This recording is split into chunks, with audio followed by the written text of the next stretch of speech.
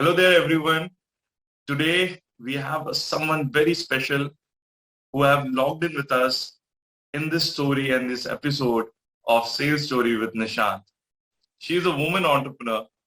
She is someone who believes in doing more with less, and she has established a name for herself as a dynamic and a young emerging woman entrepreneur. Friends, let us welcome all today Noopur Keshan, a thriving entrepreneur. Noopur, how are you today? Thank you. Thank you for the wonderful introduction, Nishant. I'm doing all good. How are you? I'm good. Tell me, Nupur, about your story because people around us are excited as such to listen to your story about how you bought this beautiful baby called Asma and what was the aha moment for you when you finally conceptualized it and you knew that this is the aha moment for you. Okay. So, how I conceptualized the idea of Asma, it was, I think, the series of failures in my life led to something which I am so passionate about. I always wanted to go for state civil service, and unfortunately that was my plan A and it was not working, and this was plan B, to do something of my own. And when I always used to think that someday I'll do something for my own, it has to be related to protection of the environment, because I feel that I'm very passionate and compassionate towards our environment and Mother Nature. So that was always there in my mind. But to be very honest, I never planned that I'll start something like Asma so early in life. This was never a plan. But pandemic happened, I got more time to think. There were a lot of failures already, so I thought, why not just dive in, instead of waiting for good 10 years, another 10 years to start what I really wanted to. And regarding the aha moment, I and my partner Ruchika, we experience the aha moments almost daily with Asama. Reason being, we appoint a lot of women artisans of our village, and just before the Women's Day in the month of March, we were interviewing them and asking them कि क्या benefit मिलता है आपको ऐसे month पे काम करके, and then they were saying, by the way, now we don't have to think about buying copies and toffees for our children. We don't have to go to our husband. We can do it all by ourselves. That day I cried, and it was happy tears, tears of happiness, tears of joy that I am doing something good for my village and my people, for my state. Magical, Nupur. When you were just saying those words, something internal happened to me also. I felt goosebumps in my hands. I believe this is exactly the aha moment. Would you like to care why Asma, and what's the meaning of the name Asma, and what your products are for the interest of our viewers? So the Asma is the Sanskrit name of Assam, the ancient name of Assam, which means unparalleled. And unparalleled we are, right? Because we are doing something which is beautifying your home at the same time, which is very eco-friendly. It contributes to circular economy. So yes, that is what Asama stands for. So I gather it's basically handicraft related items which you are making from the environment and Purely handicraft, where we make home decor products, home improvement products, which are basically used by anyone who has a soft corner for home decor, and also amongst the packers and trousseau packers, the hampers, gift industry, they use it highly, our products. So tell me, Nupur, how difficult, or I would say how challenging it is for as an entrepreneur to drive the sales of such a niche kind of a product? Again, it's not difficult or challenging, I would say. It's just that you need to understand your roadmap. It has to be very clear when you want to go into the segment that I am in, the niche product, as you said, because we are very clear of whom we need to target. Okay, so we do mostly all our marketing happens through social media and online. We don't have any physical store as of now. We have an online store, and we are very active on Instagram. So we do all our marketing through these platforms only. Our website, our Instagram handle, our Facebook handle, and WhatsApp is of course a great medium of passing across messages. So what we do when it comes to get more sales is we make it a habit to directly message 20 random people who we think that our product will be of use to on Instagram. This is our daily to-do list. We do it. We That's great. collaborate with all the home decor enthusiasts. Like Okay. we plan at least two You're to three. basically tapping the influencers market, right? Kind Yes. of. Yes. Wherein you're doing 20 influencers a day, whoever you think may be better for your products. 20 prospective clients a day. In Okay. influencer marketing, 2 to 3 a month, we uh, do some kind of collaboration with them. Like currently we have a collaboration going with India Today Home. Next week again, we are coming up with some architect. So we choose people who, like in home decor also, it's a big cluster where we have interior designers, where we have women, house homemakers turning into home decor enthusiasts, where we have interior designers who know technically what home decor actually is. So we try to target each of those small subgroups that are there in the bigger cluster of home decor, and then we accordingly take our things forward. So tell me, Nupur, this again, as we are going through a digital revolution, as we are in the last 1.5 year post-COVID era, we can say, most of the entrepreneurs would see this as a very challenging note to make yourself entirely on the online portal. As you said, your presence offline is zero, and you guys are doing it only online.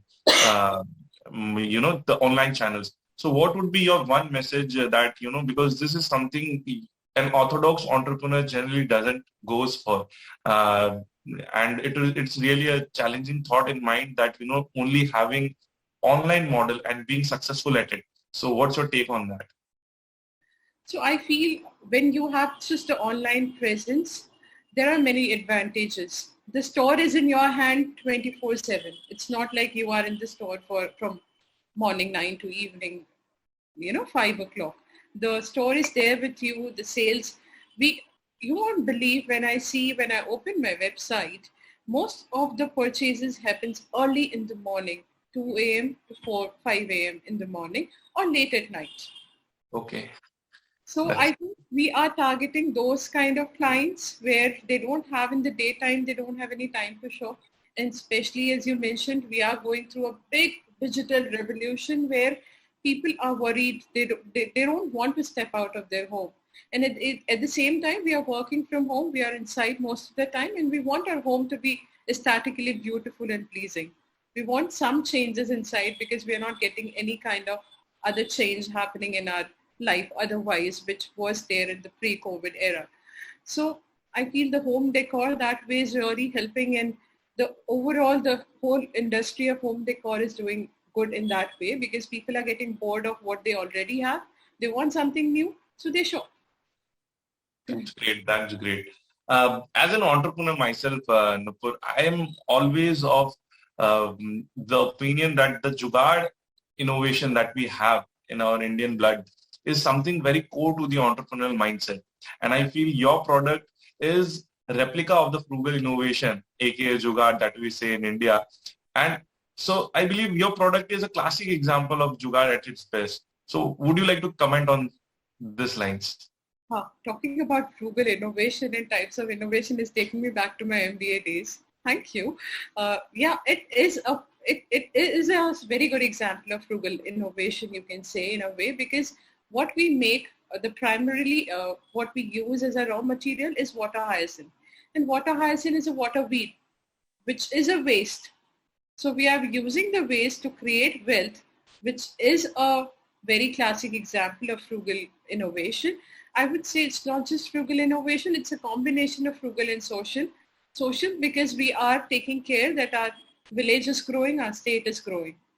As I said earlier, my aha moment was when, the artisan said that how empowered they feel with the little money that they get every week. So this way, I feel we are also bringing a social innovation because in the village, my artisans, the group of 35 of them, they are called as Miteka group. And they feel so proud to be called as Miteka group, So that is the kind of social innovation that we are bringing. Why, again, I say social innovation. When we started with the project Asma in Alimur, it's a village near Lahual. So women, they were reluctant to come for the training. They thought this is not our cup of tea. This needs to be learned since childhood, and in adult we cannot learn something new. But now we receive at least 1 to 2 applications every day that we want to be the form of the group. So this is the kind of innovation that we have brought in there when I see it socially as a society wise. And frugal innovation, I would say definitely when it comes to our product line, the product range, because we are using the waste to create something which is very meaningful and very thoughtful. That's what I say jugaad, doing more with less. Yes. It's something core to all Indian entrepreneurs who actually grow from, the challenging mindset that we are born to. Because in India, if you are an entrepreneur, you have to be that kind of DNA wherein you work on an everyday basis. And I think, yeah, I think especially in India, it is required. One reason more I would like to say, Nishant, is that we are a developing country, and the West have showed us that what it is like to exploit the resources and just look after development and not about the environment. So we have to be environment conscious and cautious. We millennials have to take the charge because there's no planet B for Gen Z. So we don't have the leverage. Yeah, we don't have the leverage. We have to find out sustainable, eco-friendly options for everything if we want to live a better planet for our next generation. Exactly. So, frugal innovation, jugaad is the only way for us. We have to do more with less because 100%. We have exploited. The punishment that nature is giving us is what we are experiencing now. Earthquake last week, there was a fire in our locality. The whole world is under pandemic, and India, the second wave is like. I recently gave an update wherein I said that probably it feels like a god has given a sales target to Yamraj, wherein it feels like he will take you some way or the other, be it an earthquake that Assam is facing, or be it the COVID, or be it the local fire incident happening around. So yeah, I understand locally what's the issue that we are going through. But as you're talking about sales and sales stories, it would not be fair enough to let you go without having one sales story from your end, wherein you felt that, this is something that, was going through your mind when you probably behind some client or behind some order or behind some deal, because we are talking about proper sales stories. So would you like to share one such story throughout your journey wherein you felt, yes, I backed them, I backed this one, anything under the roof? So see, every morning I wake up with an opportunity clock that I need to do some sales because we are very small. So any particular story I don't have as such, but every day we leave such stories with. Reason being, I am a huge believer of law of attraction, law of universe. I just make up my mind, मुझे ये order चाहिए. Whatever, then whenever there is a bulk inquiry for any bulk purchase, we cater to both wholesale and retail segment. Especially for the wholesale, if there is any kind of requirement, I'll try and understand what the customer actually wants, and I'll give him or her exactly the same thing. And our USPs are pricing. Like no one can offer at the price that we offer. So somehow I mold the client to our advantage, and I just say that you have to take, this is the only best offer that you can get. And I tell to the universe that I want this order and I get it. I believe that's one of the core mindset of a salesperson, because that's how every sales story is happening in today's time, because then it's more about the mindset that you wake up with. As you rightly said, that the law of attraction works for you.